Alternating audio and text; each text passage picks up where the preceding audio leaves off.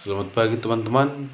Kami dari kelompok 2 akan menjelaskan hasil miniatur kami, yaitu tentang teori difusi kebudayaan.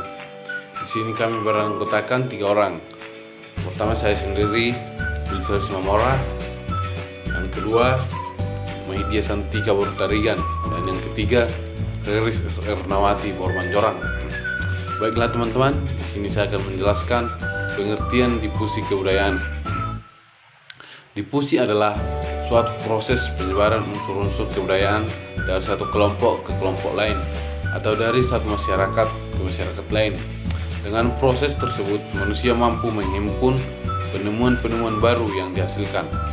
Dengan terjadinya difusi, suatu penemuan baru yang telah diterima oleh masyarakat dapat diteruskan dan disebarkan pada masyarakat luas sampai seluruh umat manusia. Pada akhirnya seluruh manusia dapat menikmati kegunaan penemuan baru bagi kemajuan peradaban.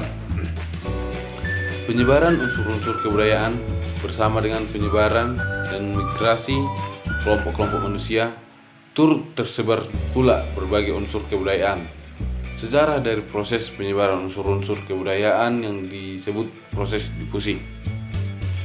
Proses difusi dari unsur-unsur kebudayaan antara lain diakibatkan oleh migrasi bangsa-bangsa yang berpindah dari suatu ke tempat lain di muka bumi, terutama dalam zaman prasejarah, ketika kelompok-kelompok manusia yang hidup sebagai pemburu bermigrasi menempuh jarak yang sangat besar. Unsur-unsur kebudayaan yang mereka bawa juga turut tersebar luas. Cara lain difusi budaya adalah hubungan yang disebabkan oleh perdagangan, tetapi dengan akibat yang lebih jauh daripada yang terjadi pada hubungan simbiotis. Unsur-unsur kebudayaan asing dibawa oleh para pedagang masuk dalam kebudayaan penerima tidak sengaja dan tanpa paksaan.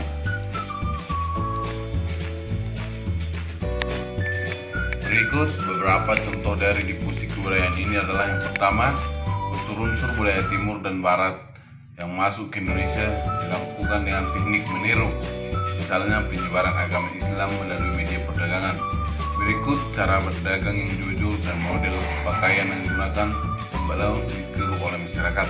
Yang kedua, cara berpakaian para pejabat kolonial Belanda ditiru oleh penguasa pribumi. Yang ketiga, cara orang Minangkabau membuka warung nasi dan cara orang Jawa membuka tegal. Yang keempat, cara makan yang digunakan orang Eropa dengan menggunakan sendok ditiru oleh orang Indonesia. Dan semuanya ini diterima baik oleh masyarakat khususnya Indonesia. Sini saya akan menjelaskan beberapa tokoh teori difusi kebudayaan.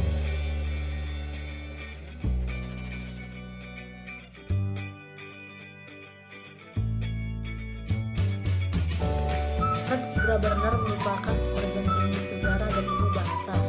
Ia mula-mula adalah konservator di Berlin, kemudian di Köln. Ia mendapat ide untuk menggunakan suatu cara baru untuk menyusun benda-benda kebudayaan di museum. Benda-benda itu biasanya disusun menurut tempat asalnya, tetapi Graberner mencoba untuk menyusunnya berdasarkan persamaan dari unsur-unsur tersebut. Sekumpulan tempat di mana ditemukan benda-benda yang sifatnya itu oleh Graberner disebut satu Kulturkreis. Kata Kulturkreis dalam bahasa Jerman sebenarnya berarti lingkaran kebudayaan.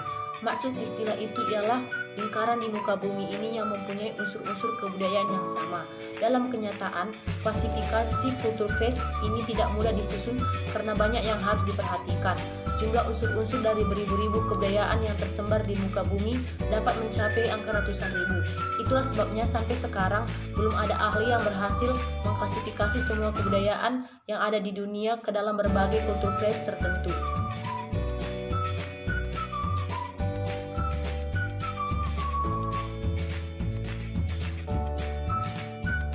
Wilhelm Schmidt menjadi terkenal di dalam dunia antropologi sebagai seorang yang telah mengembangkan lebih lanjut metode klasifikasi kebudayaan-kebudayaan di dunia ke dalam Kulturkreis. Klasifikasi itu dicita-citakan untuk dilakukan secara besar-besaran dengan tujuan untuk melihat sejarah persebaran dan perkembangan kebudayaan atau kultur historis dari seluruh umat manusia di muka bumi ini.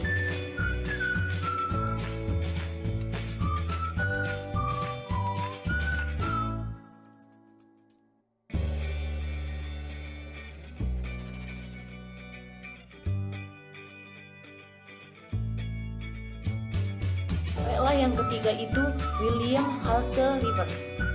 William Halse Rivers mula-mula adalah seorang dokter dan ahli psikologi yang kemudian tertarik pada ilmu antropologi. Ketika ia turut sebagai anggota Cambridge Torres Strait Expedition dalam tahun 1899. Setelah ia bekerja sebagai anggota ekspedisi, Rivers telah berhasil mengembangkan suatu metode wawancara yang baru yang menyebabkan bahwa ia berhasil mengumpulkan bahan-bahan terutama mengenai sistem kemasyarakatan suku bangsa yang tinggal di sekitar daerah Selat Torres. Rivers kemudian diuraikan dalam bentuk karangan yang berjudul Genealogical Method of Anthropological Inquiry pada tahun 1910. Ini terbukti merupakan suatu metode yang kemudian menjadi metode pokok dalam sebagian besar penelitian antropologi berdasarkan fieldwork.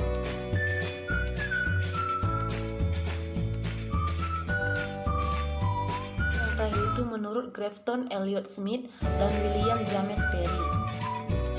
Mereka mengajukan teori bahwa dalam sejarah kebudayaan dunia pada zaman purbakala pernah terjadi suatu peristiwa difusi yang besar yang berpangkal di Mesir, yang bergerak ke arah timur dan meliputi jarak yang sangat jauh, yaitu ke daerah-daerah di sekitar Lautan Tengah, ke Afrika, ke India, ke Indonesia, ke Polinesia, dan ke Amerika. Heuristik yang timbul atas kegaguman Elliot Smith terhadap kemegahan kebudayaan Mesir kuno itu kemudian dipergunakan dalam suatu penelitian besar oleh William James Perry yang mencoba mencari dengan teliti jalan-jalan difusi kebudayaan holistik, unsur-unsur kebudayaan tersangkut dalam gerak persebaran itu, serta sebab-sebab dari difusi. Pada masa sekarang, teori holistik itu hanya bisa kita pandang sebagai suatu contoh saja dari salah satu yang pernah digunakan oleh para ilmu antropologi untuk mencoba menerangkan segala persamaan unsur-unsur kebudayaan di berbagai tempat di dunia. Yang terakhir itu kesimpulan. Sebagaimana difusi itu sendiri menjelaskan tentang perubahan yang terjadi dalam suatu masyarakat dengan cara mencari asal atau aslinya dalam suatu masyarakat, yaitu sebagai penyebaran unsur-unsur atau ciri-ciri kebudayaan lain. Difusi itu sendiri akan terjadi jika penemuan baru yang telah diterima masyarakat dapat diteruskan dan disebarkan pada masyarakat luas, sebagaimana masyarakat itu dapat menikmati akan kegunaan dan dapat menjadi salah satu pendorong bagi perkembangan kebudayaan masyarakat manusia. Jadi, peranan difusi dalam kebudayaan manusia sangat luar biasa peranannya. Baiklah, di kesempatan kali ini, saya Reza Erlawati Burmanjorang akan menjelaskan beberapa macam-macam lagi, beberapa teori-teori lagi yang terkait dengan teori difusi kebudayaan. Di sini saya akan menjelaskan tentang jenis difusi menurut ruang lingkup terjadinya. Yang pertama itu difusi intramasyarakat, di mana difusi intramasyarakat ini memiliki pengakuan bahwa unsur-unsur baru tersebut memiliki kegunaan. Di sini kegunaannya seperti ini. Saya ambil contoh, jika suku Minang pindah ke lingkungan suku Karo ataupun suku Batak, dia akan melihat dan mengamati jika ada tradisi pemakaian sarung untuk adat-adat, untuk melaksanakan adat-adat tertentu seperti kerja tahun, adat pernikahan, duka ataupun kematian seperti itu. Jadi ini mendapatkan kegunaan terhadap masyarakat yang berpindah tadi, suku Minang tadi seperti itu, dan dia memiliki nilai-nilai ataupun norma-norma yang didapat dari pemakaian sarung tersebut. Yang pertama yaitu terlihat sopan, santun, dan tidak menimbulkan pelecehan ataupun segala macam seperti itu. Dan banyak lagi yang harus kita kaji di sini, yaitu unsur-unsur yang ada dalam sebuah teori difusi kebudayaan itu memiliki dampak positif dan negatif. Oleh karena itu, masyarakat ada yang menerima teori tersebut dan ada juga yang menolak. Kalau mereka paham dan mengerti serta terbuka ingin mengikuti teori difusi kebudayaan tersebut, ya mereka pasti melakukannya, kalau tidak mereka menolaknya seperti itu. Dan kedua, difusi antar masyarakat. Di sini ada faktor-faktor yang mempengaruhinya seperti adanya kontak dalam masyarakat tersebut. Maksudnya mereka melakukan kontak kebudayaan terhadap suku lain di dalam satu ranah lokasi tertentu. Terus kemampuan untuk mendemonstrasikan manfaat baru tersebut. Maksudnya jika mereka sudah mendapatkan kebudayaan yang baru, mereka akan mengetahui dan mengabarinya ke teman-teman yang lain bahwa suatu kebudayaan itu memiliki dampak yang sangat positif dan manfaat yang sangat berguna bagi mereka seperti itu. Yang ketiga, peranan masyarakat yang menyebarkan penemuan baru.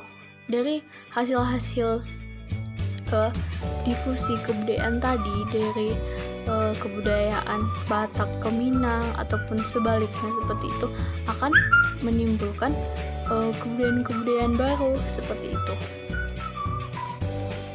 Baiklah, saya akan menjelaskan lagi tentang jenis difusi menurut cara berlangsungnya. Ada tiga. Pertama itu simbolik. Simbolik adalah penemuan antara individu-individu atau masyarakat dari masyarakat lain yang mengubah kebudayaan masing-masing. Misalnya batik itu dari Jawa ya kan. Dari Jawa batik itu tersebar ke seluruh pelosok negeri, terutama di Indonesia. Dan orang Batak yang terinspirasi dari batik tersebut akan membuat batik lagi gitu. Tapi batik ini dengan membuat seperti ukiran burga Batak, cicak, kepala kerbau seperti itu. Dan dia tidak mengubah ataupun meninggalkan kebudayaan yang lamanya, meskipun dia sudah mendapat kebudayaan yang baru seperti itu. Yang kedua yaitu penetration pacifically. Di sini pengertiannya adalah masuknya kebudayaan asing yang secara damai ke kebudayaan yang lama seperti itu, tanpa ada unsur paksaan ataupun apapun. Contohnya seperti ini, Korea yang K-popers seperti itu kan budaya berasal dari album-album, kaset-kaset yang bersebar dan memang tenar di masa sekarang. Dan orang Indonesia banyak, terutama kaum muda, banyak untuk mendapat kebudayaan baru dari situ, seperti cara berpakaian, cara ngomong, cara bertata bahasa. Ada bahasa artikulasi yang diucapkan mereka sama dengan orang Indonesia, mereka meniru-niru seperti itu. Tetapi ini tidak ada unsur paksaan, memang karena hobi mereka yang menyukai Korea dari dulu seperti itu. Yang ketiga adalah penetration violente. Itu merupakan cara masuknya budaya dengan unsur paksaan, di mana kelompok ataupun individu itu dipaksa untuk mengikuti kebudayaan yang memang tidak mereka sukai. Sekarang mungkin itu tidak ada, dan itu terjadi dalam masyarakat yang dulu pas masa penjajahan, di mana mereka dipaksa untuk melakukan kerja paksa, kerja rodi dengan tanpa berhenti, padahal mereka bekerja di tempat ataupun di wilayah mereka sendiri, istilahnya diperbudak seperti itu. Itu merupakan kebudayaan yang hampir tidak pernah lagi ditemui di zaman sekarang. Mungkin ada, tetapi tidak banyak ataupun jarang ditemukan seperti itu. Baiklah, di sini hanya ini yang bisa saya perjelas dan bisa saya jelaskan. Terima kasih.